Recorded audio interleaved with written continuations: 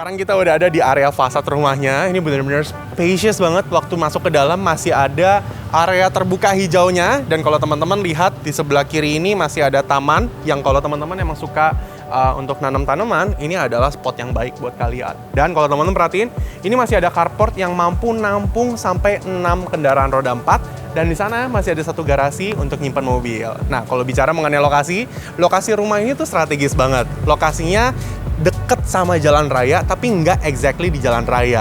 Tapi aksesnya benar-benar deket, sebelahan sama KFC and Taco Bell. Jaraknya kurang dari 3 menit ke McDonald's, kurang dari 7 menit ke BINUS Kampus Kemanggisan, dan akses tol Jakarta Merak, baik yang menghadap ke Jakarta maupun yang menghadap ke Merak.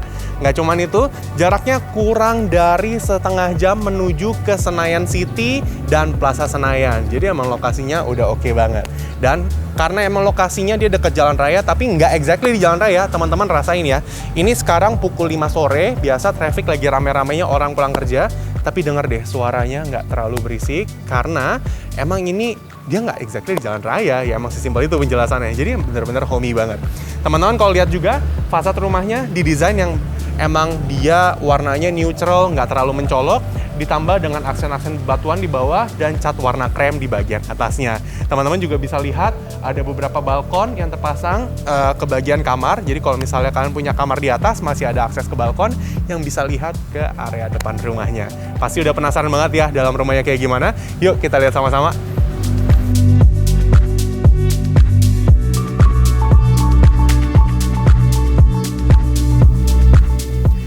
Sekarang kita udah ada di area ruang tamunya.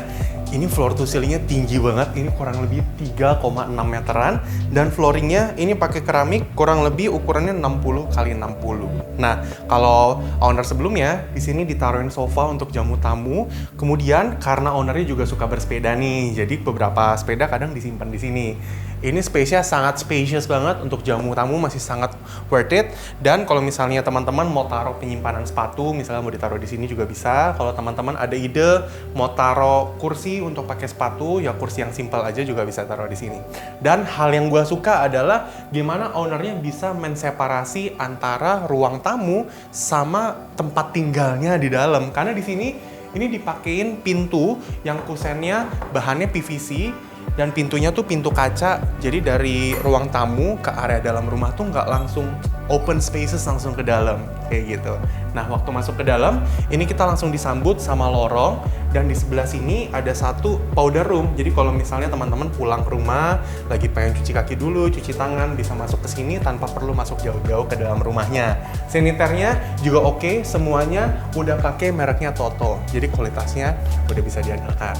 Nah, waktu masuk ke dalam, ini kita juga langsung disambut sama ada ruang keluarga. Di sebelah kiri ini ada satu kamar untuk tamu.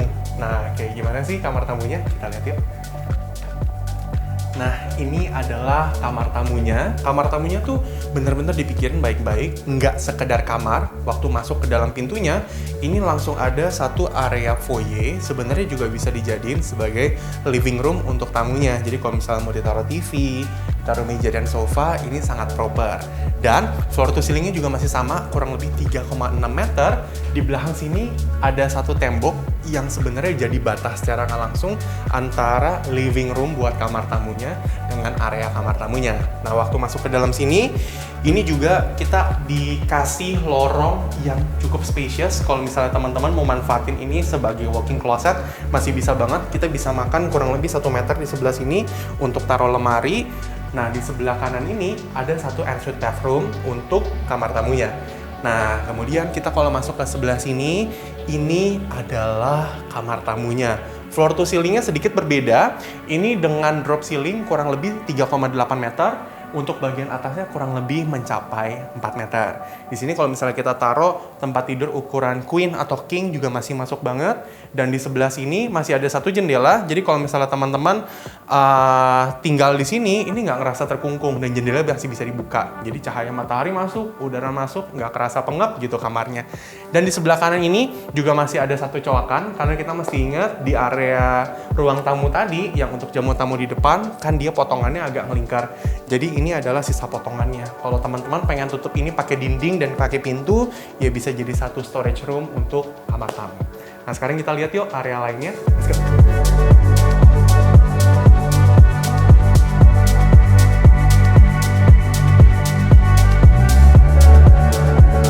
Nah, kalau kita keluar dari kamar tamunya, di sebelah kiri ini ada tangga untuk lantai 2. Tapi sayangnya, karena rumah ini masih dihuni, dan untuk privasi dan keamanan dari ownernya, kita nggak akan review dulu lantai 2-nya. Tapi yang pasti, di lantai 2 ini masih ada 3 kamar tidur. 2 kamar tidur diantaranya dilengkapi dengan ensuite bathroom, dan masih ada balkon yang emang bagus-bagus, view-nya ke kolam renang, dan ke sisi depan rumahnya. Tapi kalau teman-teman perhatiin, di bawah tangga ini ada satu kamar, ini bisa dialih fungsi, mau jadi ruang kerja, mau jadi entertainment room bisa, mau jadi area gudang juga bisa. Dan kalau teman-teman perhatiin ya, gue sih suka banget sama tangganya, karena dia railingnya, ini untuk handle-nya pakai kayu, bawahnya dia motif pakai metal. Dan tangganya ini juga dia pakai motif kekayuan. Jadi waktu kita injek, dia punya lantai yang pertama nggak licin dan juga nggak dingin. Di sini juga dia motif-motifnya ada gerigi-gerigi dari kayunya. Jadi kalau misalnya ada orang tua mau naik turun tangga, ini super safe. Jadi udah nggak usah khawatir. Nah, kalau sama owner yang saat ini dipasangin pintu. Kenapa sih? Karena mereka punya hewan peliharaan, jadi supaya hewan peliharaannya nggak naik ke atas. Nah, ini adalah area yang gue suka banget sih dari rumah ini. Di sebelah kiri gue ini ada family area. Di sini mereka pasangin sofa yang gede banget. Ditambah di sini ada kabinet yang kita bisa taruh TV, dan di situ juga ada AC. Dan di sini juga ada piano, mungkin karena mereka suka main piano. Nah, tapi kalau misalnya teman-teman ngerasa, gue pengen ganti desainnya sebagaimana, ya ini fleksibel banget. Karena apa? Dari area keluarga ini sampai ke dining area, dia tuh bener-bener plong, lurus, tanpa sekat. Jadi kalau misalnya kita mau desain area interiornya, bikin seakan-akan dia menyatu jadi satu, yang dia integrated, itu masih bisa banget.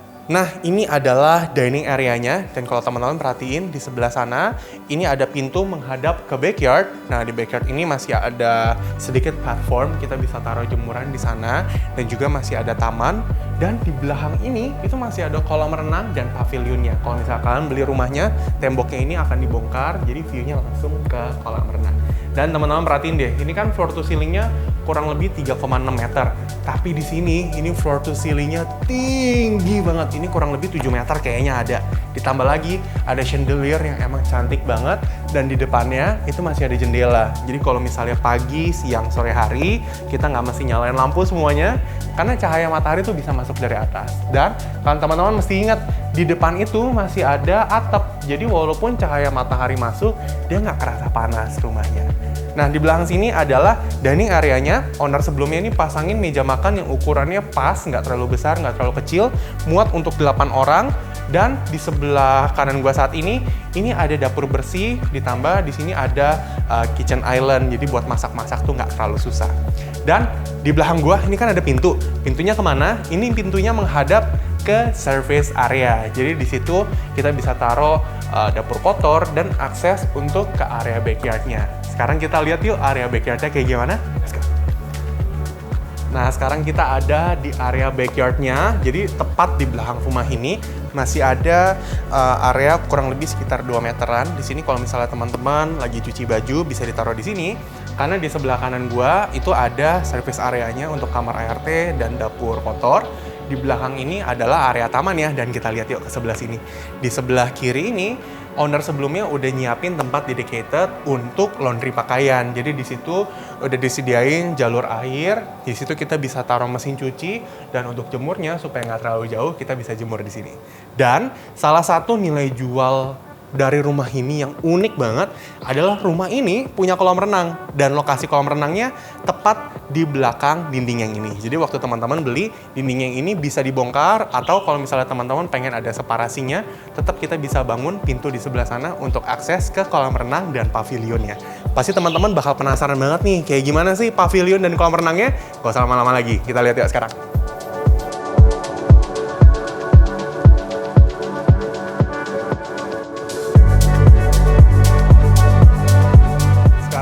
Udah ada di area kolam renangnya, jadi nggak cuman dapat rumahnya doang. Waktu kalian beli properti ini, kalian juga bakal dapat kolam renangnya. Dan kolam renangnya ini bukan tipe kolam renang yang penting ada. Tapi ini bener-bener kolam renang yang proper banget. Ini dalamnya 1,6 meter kurang lebih. Jadi kalau misalnya mau dipakai berenang buat orang dewasa atau buat anak-anak, ini masih sangat proper. Dan teman-teman bisa lihat sendiri ukurannya, ini bener-bener gede banget. Ya emang proper aja. Dan nggak cuman dapat kolam renang, tapi teman-teman juga bakal dapat pavilion itu.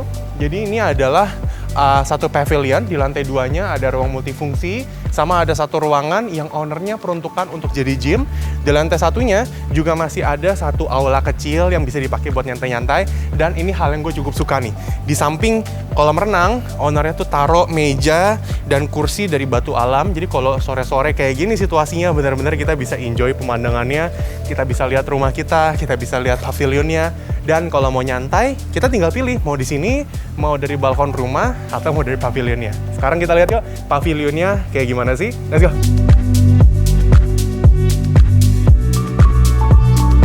Sekarang kita udah ada di salah satu ruangan di pavilionnya. Kalau ruangan yang ini kayaknya sama ownernya dipakai untuk jadi ruang ibadah. Di sini floor to ceiling kurang lebih tingginya 3,5 meter, lantainya pakai keramik, dan di situ ada jendela yang view-nya ke kolam renang. Di sebelah sini ini ada pembatas pakai pintu kaca. Di sini ada satu pintu yang kita bisa akses.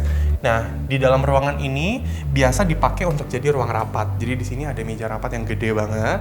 Nah, di belakang itu masih ada ruangan untuk bisa jadi tempat tinggal juga.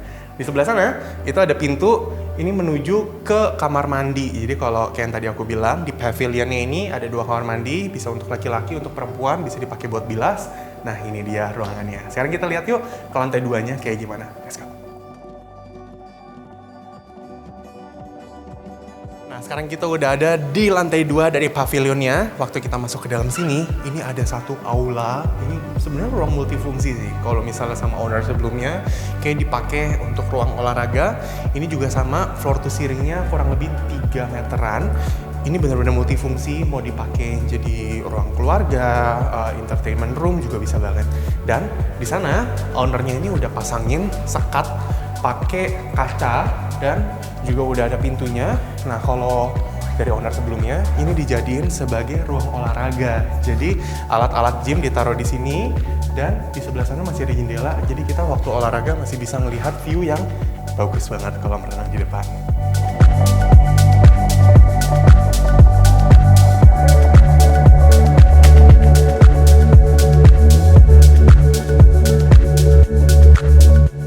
Rumah ini dipasarkan dengan harga 50 miliar aja, yang mana itu cuma hitung harga tanahnya, yaitu 25 juta per meter square-nya. Buat informasi cicilannya bisa teman-teman lihat di sebelah kanan sini. Buat informasi lebih lanjut, teman-teman bisa hubungin Property X lewat nomor di bawah sini. Jangan lupa like, comment, dan subscribe. Dan sampai jumpa di properti-properti berikutnya. Dadah!